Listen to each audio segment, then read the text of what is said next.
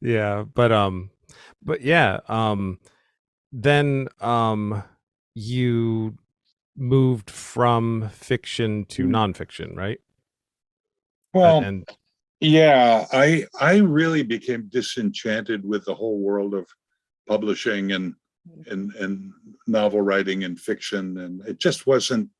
I loved to write fiction, but I didn't like the business of fiction. I didn't like the big New York publishers, and I didn't like what was expected of me to get the books into the marketplace.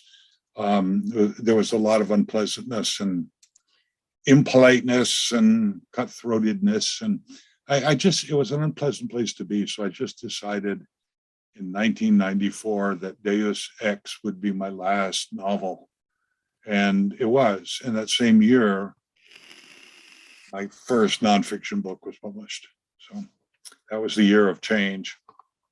So was that a more pleasant experience to go Was what? from doing nonfiction and then versus fiction? Well, the other difference is that I went from a big publisher, like I was publishing with Warner Books, which was arguably the biggest publisher in the world at that time, to a little tiny publisher that was located in South Burlington, Vermont. So I went from a big publisher to a small publisher where I was much more comfortable. I had a wonderful editor named Barry Estabrook, and my first book with them, my first nonfiction book, if you will, was a collection of stories about Vermont, weird, unusual monsters and ghosts and things like that, that no other author had ever collected.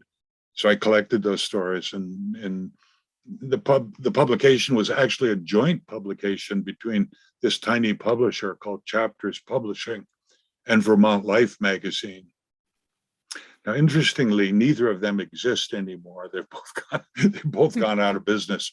But Vermont Life magazine had a pretty good run, but years and years and years. But this little publisher got bought out by Houghton Mifflin, which is a bigger publisher, and I went with them for a while. But the point is, I was much smaller.